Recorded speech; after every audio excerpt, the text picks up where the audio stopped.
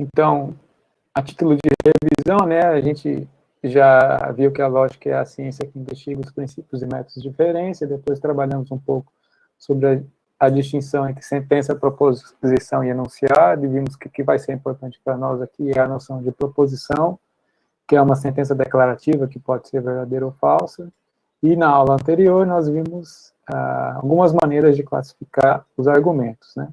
Quanto à sua validade, vimos que a validade depende da forma, que a verdade é uma propriedade das frases que compõem o argumento, e vimos também que um argumento correto é aquele argumento válido, que possui premissas verdadeiras. Nenhuma planta sobrevive sem luz solar. Né? Essa é a premissa 1. Depois a gente tem humanos não sobrevivem sem luz solar. Conclusão, logo, humanos não são plantas. Bom, o que vocês me dizem aí desse argumento? Alguém teve a intuição de que esse argumento é válido ou inválido? Eu vou iniciar uma enquete aqui para gente. Premissa 1. Nenhuma planta sobrevive sem luz. Humanos não sobrevivem sem luz solar. Logo, humanos não são plantas. Então, esse argumento, ele tem uma conclusão verdadeira, né? Humanos não são plantas. Mas será que isso decorre das premissas que estão apresentadas? Não é o caso. Então, isso, a maioria acertou e o argumento é inválido. Porque, apesar de ele ter conclusão verdadeira, a verdade dessa conclusão não decorre da verdade das premissas. Se a gente substituir, por exemplo, humanos por pitangueiras, a gente vai ter algo como nenhuma planta sobrevive sem luz solar, pitangueiras não sobrevivem sem luz solar, logo, pitangueiras não são plantas. E aí a gente tem um argumento com premissas verdadeiras e conclusão falsa. Ou seja, a gente encontrou um contra-exemplo. Ou seja, um argumento com a mesma forma que tem a conclusão verdadeira e premissas falsas.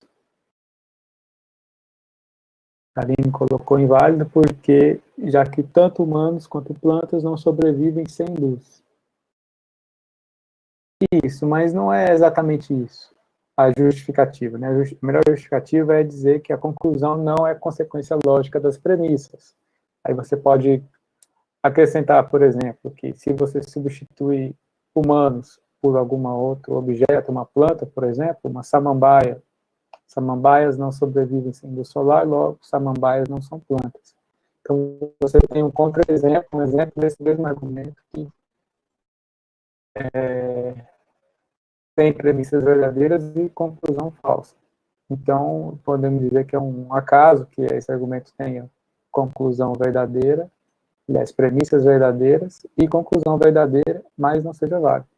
A Kalin está dizendo que os humanos poderiam ser considerados plantas. Dentro de um de possibilidade que sim, mas em geral, considerada a possibilidade relativa a esse mundo, né, ser humano tem a propriedade essencial, qualquer ser humano é uma propriedade essencial atribuída a indivíduos. E ele deixa de ter essa propriedade, tem outra propriedade como planta, por exemplo, ele já não é mais o mesmo indivíduo. Praticamente todos os pinguins moram na Antártida. Definição: Tweet é um pinguim. Vou lançar a enquete aqui para ver como está a intuição de vocês. Minha dúvida surgiu com o uso da palavra praticamente. Exatamente, esse é o, vamos dizer, o ponto X aqui desse item, né? Se tivesse escrito todos os pinguins moram na Antártida, Tweet é um pinguim, logo Tweet mora na Antártida, moram, né? Passou o N aí. Ele seria um argumento válido. Mas como a gente tem essa praticamente, ela inclui a possibilidade de ter um pinguim que não mora na Antártida, que mora lá na Patagônia, por exemplo, na Argentina, em outro local. Então, esse argumento é inválido. E a maioria acertou também. Inválido porque praticamente não é todos, isso mesmo. Porque dá a impressão de que não são necessariamente todos os pinguins.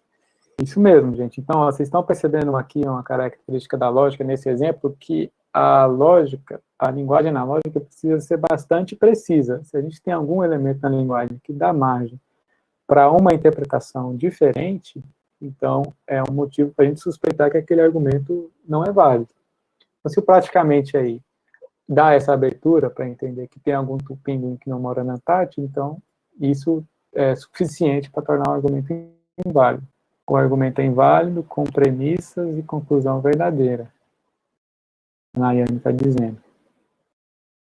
Nayane, a gente não pode ter certeza disso que você está dizendo, porque a gente pode saber que as premissas são verdadeiras, mas o tweet aqui é um pinguim imaginário. Ele pode tanto morar na Antártida como não morar na Antártida.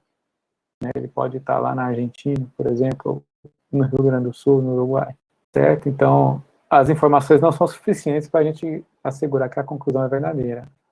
A Camila pergunta se tem alguma hipótese em que a resposta será depende. Então, eu mantive essa resposta tanto aqui no exercício lá dos formulários, porque dependendo da maneira como a gente interpreta alguma palavra dentro do argumento, o argumento se torna válido ou inválido, quando não tem uma precisão.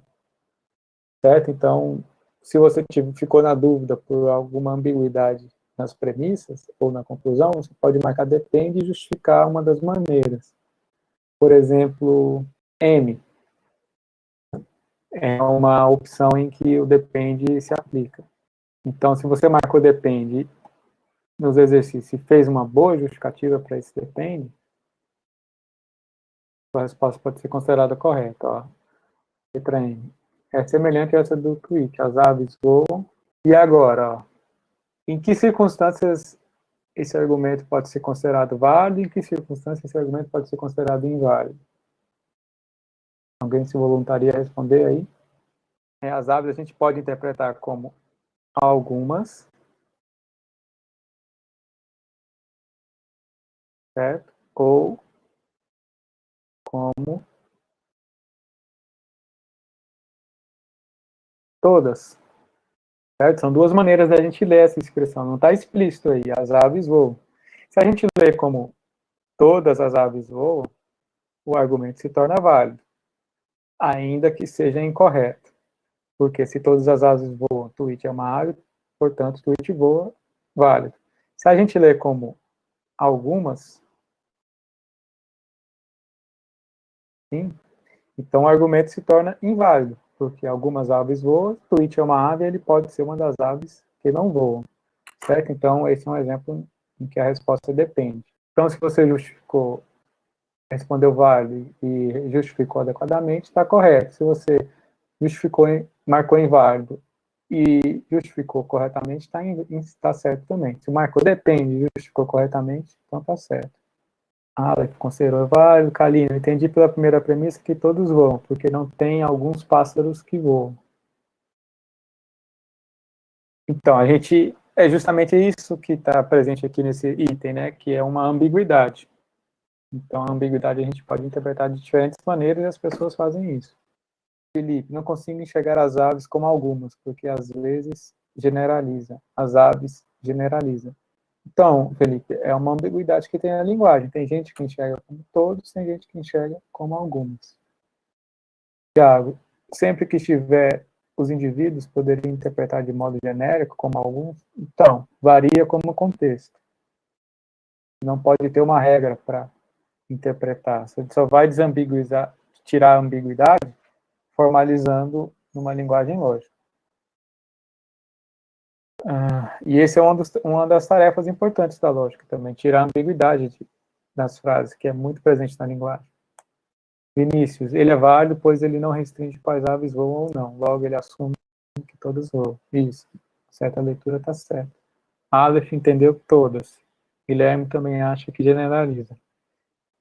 Então é isso. Se a gente for interpretar o pé da letra, nada nos garante que está falando de todos, né? A gente pode ter assim, uma pragmática da linguagem, que usualmente a gente está acostumado a a escrever dessa maneira, como os homens são mortais, a entender como se fosse um quantificador universal. Mas também tem a leitura para entender, não elimina a outra interpretação. Ó, vamos lá. Letra R. A maioria das pessoas acredita que existem duendes, logo, doentes existem. Então, gente, seria muito bom, né, se o nosso pensamento tivesse esse poder mágico criador. Mas, infelizmente, as nossas crenças são algo muito diferente, podem estar muito distante da realidade. Então, a gente pode acreditar em muitas coisas, mas não é esse fato de a gente acreditar que torna aquelas coisas existentes na realidade. Aqui a gente está lidando com a questão de ontologia também. Alguém poderia argumentar e dizer, bom, eu posso entender que os doentes existem, pelo menos no meu pensamento, né? Mas não é exatamente esse sentido que a gente está lidando com o existente aí na conclusão, certo? Se você interpretar a existência dessa maneira, até poderia tornar a conclusão correta. Então, mas o que esse exemplo quer mostrar é que não basta a crença em algum indivíduo, algum objeto, para tornar esse objeto existente. E, além do mais, aqui a gente está lidando com aquela questão do argumento indutivo, né? Não é o fato de a gente observar muitos casos anteriores que a gente vai ter garantia de que aqueles fatos vão ser vamos continuar observando no futuro. Então, é exatamente o que o Guilherme colocou, é uma forma de argumento indutivo, e ele pode ser classificado como forte ou fraco, e não válido ou inválido. Letra S, ó. Sempre que eu como 2 dúzias de ostras, eu passo mal. Ontem, eu comi 2 dúzias de ostras cruas. Logo, ontem eu passei mal. Esse aqui tem uma sutileza muito interessante também, esse argumento. Quero ver se vocês percebem. Deixa eu lançar a enquete aqui.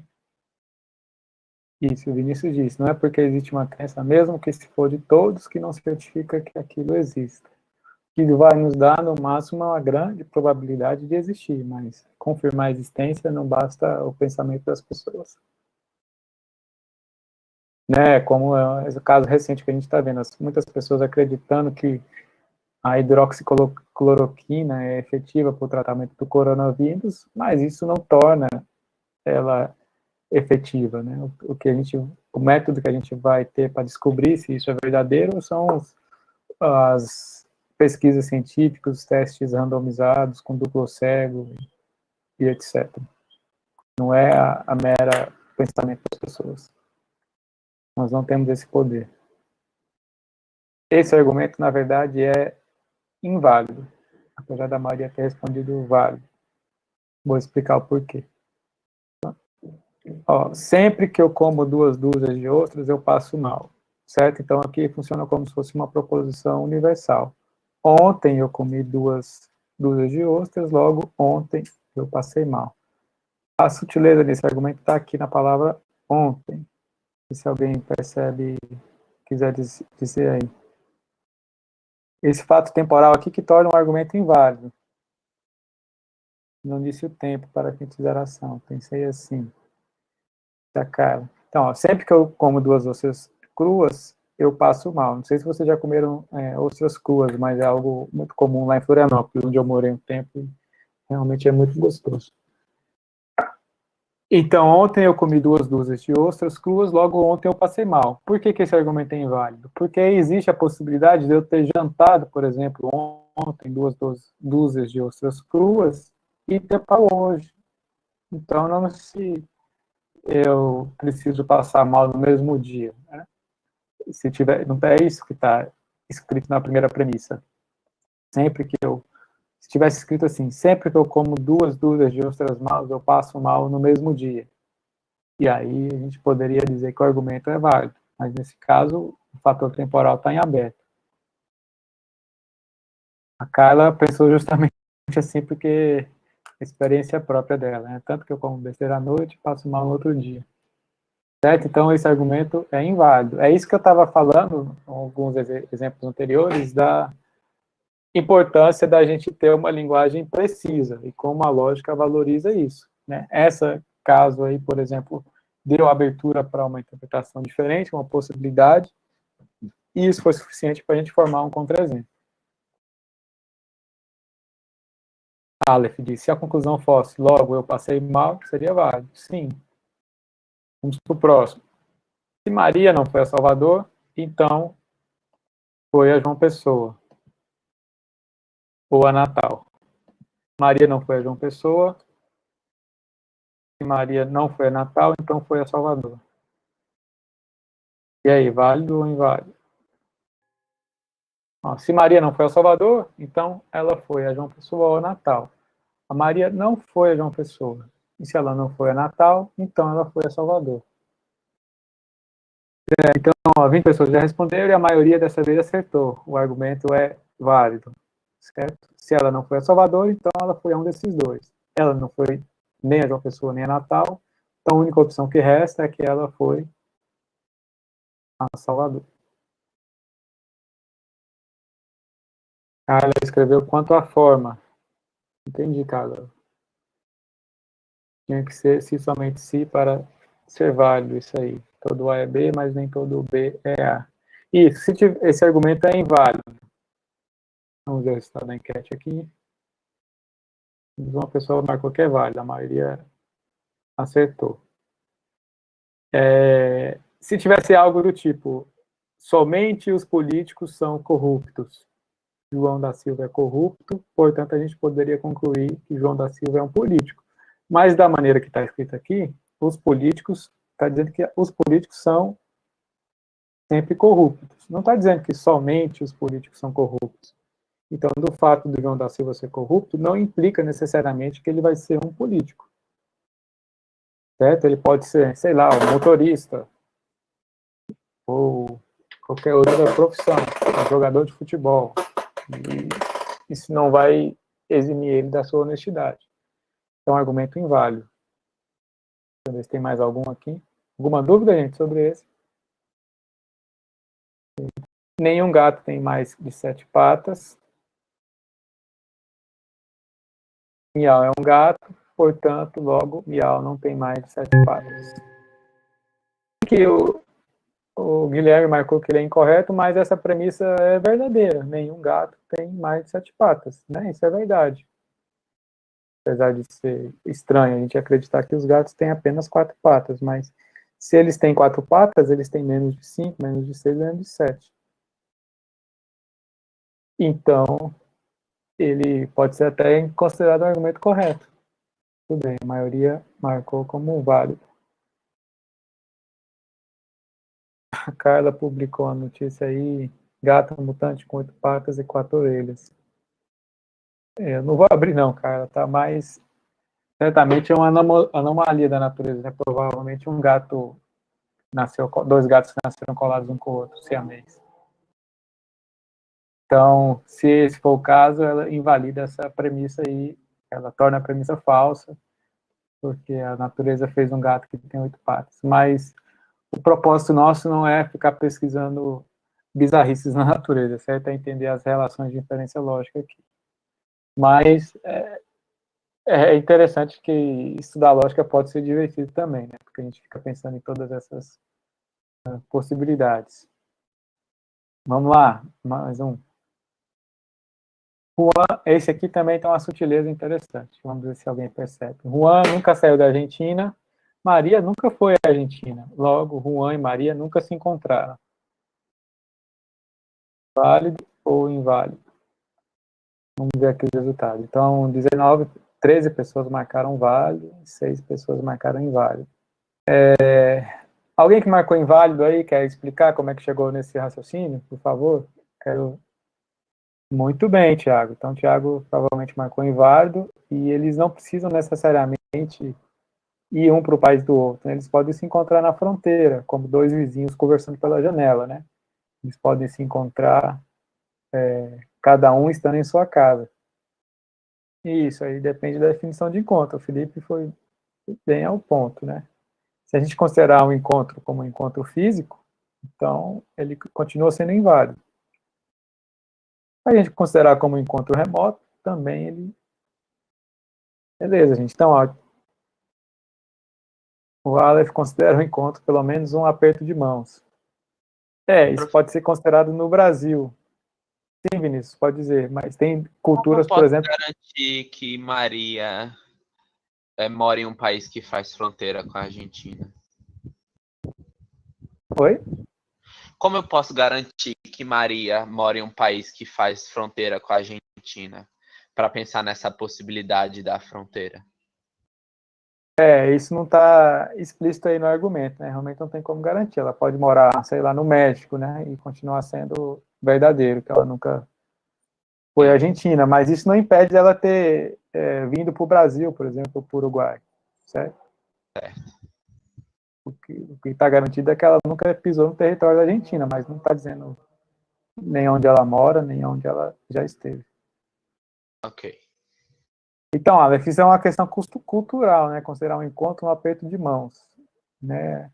Nem todas as culturas um aperto de mão é bem-vindo, assim, principalmente no primeiro encontro.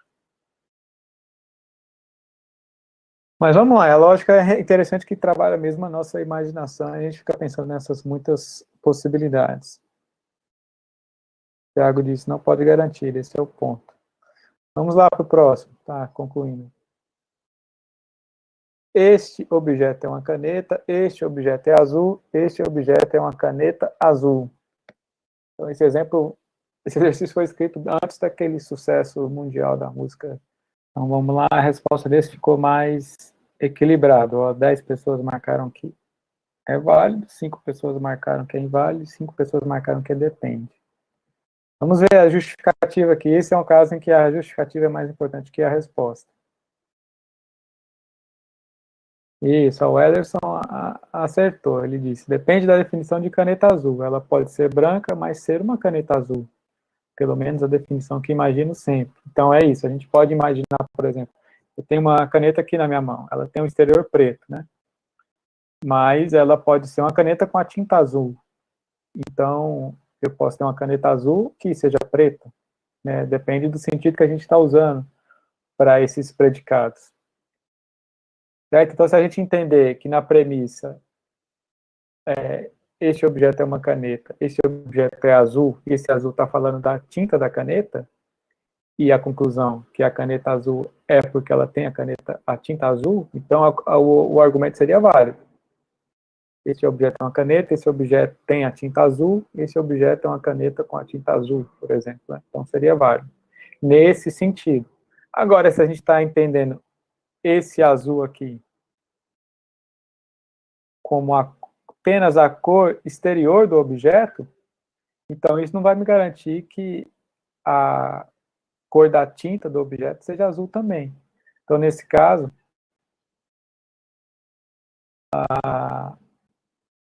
o argumento seria inválido, porque eu estaria falando, esse objeto é uma caneta, esse objeto tem o seu exterior azul, portanto, esse objeto é uma caneta azul, certo? São questões independentes. Felipe pensou caneta com tinta azul. John deixa a margem de erro para falar de dois objetos distintos. Ah, tá, eu pensei na caneta azul. E a Camila, vamos ver, acho que tem mais uma ainda.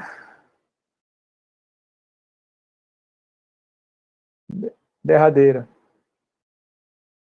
Esse cão é seu, esse cão é pai, esse cão é seu pai.